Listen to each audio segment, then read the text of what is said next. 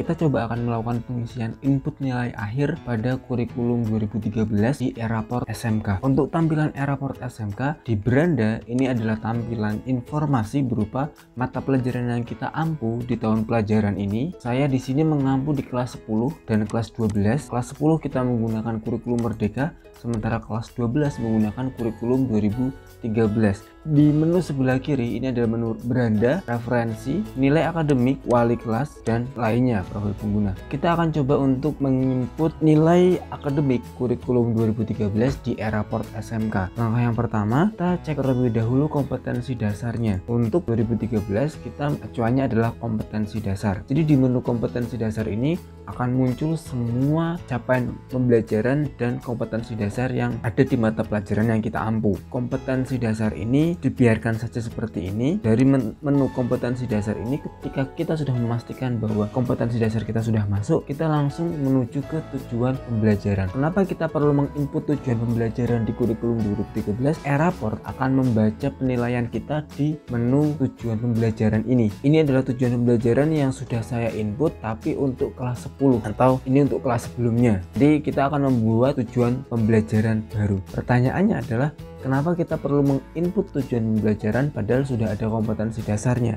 Nanti akan berpengaruh di nilai akademik ini. Kalau kita klik ini, kemudian kita coba untuk input nilai akhir, kita coba input untuk tingkat kelas 12 ya. Karena saya juga mengampu di kelas 12, reguler, rombongan belajarnya, pilih kelas, mata pelajaran ini, kemudian akan muncul informasi tidak ditemukan data tujuan pembelajaran. Nah, ketika ada informasi ini, cara yang perlu kita lakukan adalah kita perlu menginput tujuan pembelajaran pada referensi yang sebelumnya saya jelaskan. Kita input tujuan pembelajaran dengan cara pilih menu referensi, kemudian kita pilih menu tambahkan tujuan pembelajaran. Klik tambah data. Saya akan menginput tujuan pembelajaran di kelas 12 OTKP 1 pada mata pelajaran otomatisasi dan tata kelola keuangan, karena saya mengajar di kelas tersebut. Tingkat kelasnya karena kelas 12 saya pilih kelas 12. Jenis rombongan belajar saya pilih reguler. Rombongan belajar nanti sudah tersedia, kelas yang kita ampu klik saja, mata pelajaran juga sudah tersedia otomatis. Nah, kompetensinya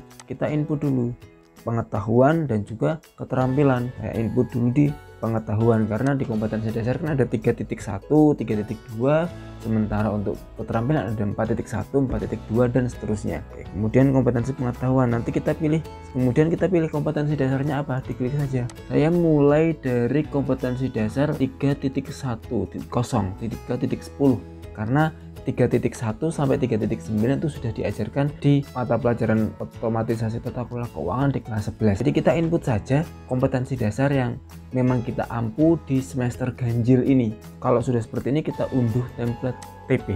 Diklik saja hasilnya, template yang kita unduh, kita input, kemudian kita unggah di sini. Tertera bahwa nama mata pelajarannya ini, kompetensi dasarnya ini. Kemudian kita input tujuan pembelajaran. Dari kompetensi dasar ini tujuan pembelajarannya apa saja. Semakin banyak tujuan pembelajaran, maka nanti kriteria yang akan menjadi pertimbangan juga akan semakin banyak. Kita coba input terlebih dahulu tujuan pembelajaran di KD1.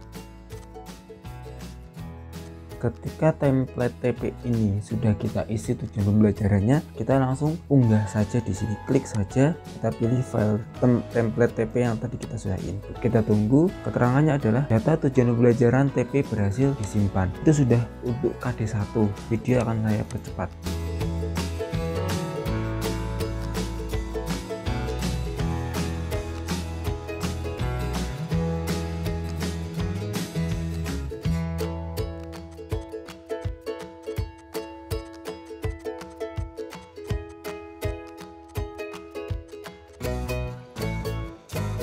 Baik, setelah tujuan pembelajaran pada kompetensi dasar pengetahuan sudah terinput, kita tinggal input tujuan pembelajaran pada aspek keterampilan. Caranya sama untuk keterampilan, tingkat kelasnya kita pilih kelas, kemudian jenis rombongan belajar kita pilih, mata pelajaran kita pilih juga, kemudian kompetensinya kita pilih keterampilan, kemudian kompetensi dasarnya kita pilih kompetensi dasar sesuai yang kita ampu di mata pelajaran tersebut yang kita berikan di semester ganjil kelas tersebut, kelas 12 atau kelas 11 sesuai dengan yang kita ampu. Saya akan menginput contoh salah satunya. Caranya sama, kita unduh template dulu. Nanti dari unduh template kita klik, nanti kita diminta untuk mengisi di dalamnya. Kita tinggal input tujuan pembelajaran yang ada di sini, kemudian kita upload seperti yang kita lakukan di pengetahuan sebelumnya.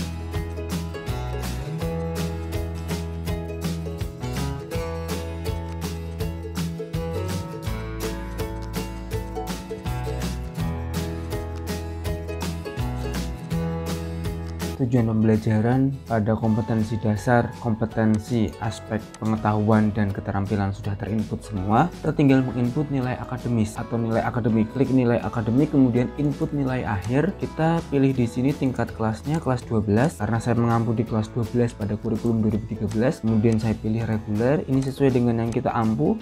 Mata pelajarannya kita pilih, kemudian nanti kita akan diarahkan untuk mengisi sebagai berikut. Nah, kita diminta untuk mengisi nilai akhir di setiap anak. Setiap anak ini kita mengisi satu nilai akhir saja. Kemudian untuk capaian kompetensinya nanti kita tinggal pilih mana yang capaian kompetensinya sudah dicapai dan mana kompetensi yang belum dicapai.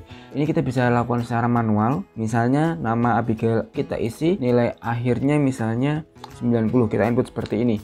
Kemudian nanti dicapainya kita klik seperti ini.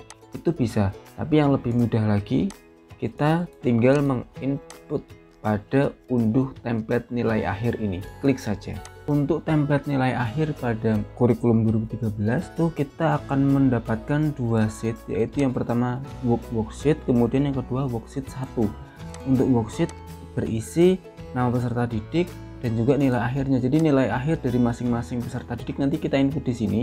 Kemudian untuk worksheet 1 input saja apakah siswa tersebut kompeten atau tidak pada tujuan pembelajaran yang sudah kita input sebelumnya. Ketika kita mengatakan anak tersebut sudah kompeten atau sudah mencapai capaian pembelajaran atau mencapai tujuan pembelajarannya, kita tulis angka 1, kalau tidak angka 0. Siswa ini berhasil mencapai tujuan pembelajaran dari tujuan pembelajaran yang sudah diberikan. Kita tinggal copy kemudian pastekan ke siswa lainnya jika memang siswa yang lainnya juga sudah mencapai tujuan pembelajaran yang diinginkan oleh Bapak Ibu guru sekalian.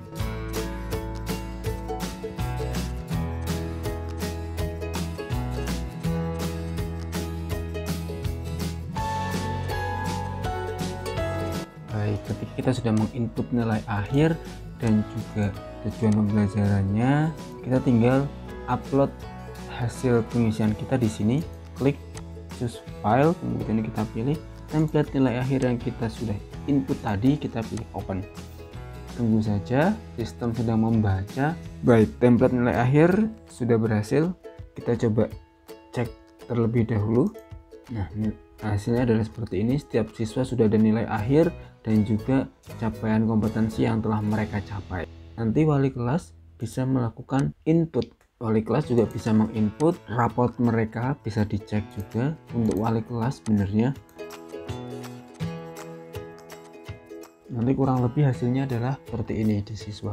Hanya muncul otomatisasi tata kelola keuangan nilai yang sudah saya input tadi. Ini memang masih kosong karena memang belum diinput dan hasilnya seperti ini kurang lebih. Demikian tadi bagaimana cara kita menginput nilai akademik di kurikulum 2013 pada e-raport SMK versi 6. Semoga bermanfaat dan terima kasih.